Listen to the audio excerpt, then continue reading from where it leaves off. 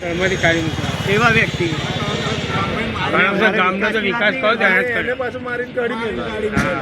જેને ગામનો વિકાસ પણ કર્યો છે. જ્યારે ગટર લાઈન લાવી પહેલા લોટો લઈને જતા હતા એ તો પછી જે ગટર લાઈન લાવી સીજે પટેલ જેણે જોયો છે ને એ અત્યારે સીજે પટેલનું માને છે. એટલે પહેલા આ તલાવડી હતી તમારું તલાવડી હતી, કહેવાનું. હા. અહીંયા તળાવડી કંઈ તો ગુનારે કઈડા અને ગંદકી જ હતી. અચ્છા અને સીજે અને પટેલ- આ બેની વચ્ચે ખરું ને એક શું કહેવાય કાંસ હતો કાંસ. કાંસ કહે ને હા. એ વિસ્તાર ગન્નારો વિસ્તાર હતો આખો. હા, હા. એની વચ્ચે એમણે રસ્તો બનાવી જાતે પોતે ટ્રેક્ટર પકડી અને જેણે કામ કર્યું ને એવા પર અમે સરપંચનો અને ઓળખ આ વિકાસનો ખરેખર દાવેદાર સીજે સીજે પટેલ પટેલ કારણ ગામનો આ વિકાસ વિસ્તારનો આ તો 100% વિસ્તારનો વિકાસ કરવા પાછળ સીજે પટેલ સીજે પટેલનો સાથ. બહુ સિંહ ફાળો 100% મોટો ફાળો. સૌથી એ જ અને ખરા એમનું કોઈ આજે અસ્તિત્વ જ નથી. અસ્તિત્વ નથી. અસ્તિત્વ જ નથી.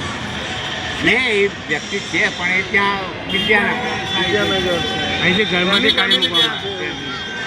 ખરેખર એમનું માન મળવું જોઈએ.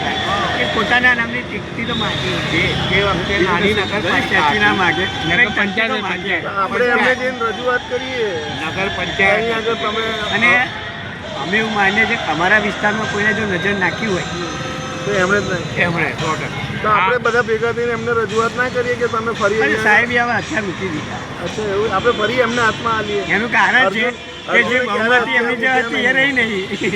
હે? એમની પોતાની જે બહુમતી હતી હા. જેની પર એ જ્યારે દમ પર હતા એ દમ ના રહે ને. વ્યક્તિ ક્યારે ફરી તૂટે એક વખત આપણે એમને વ્યક્તિ ક્યારે તૂટે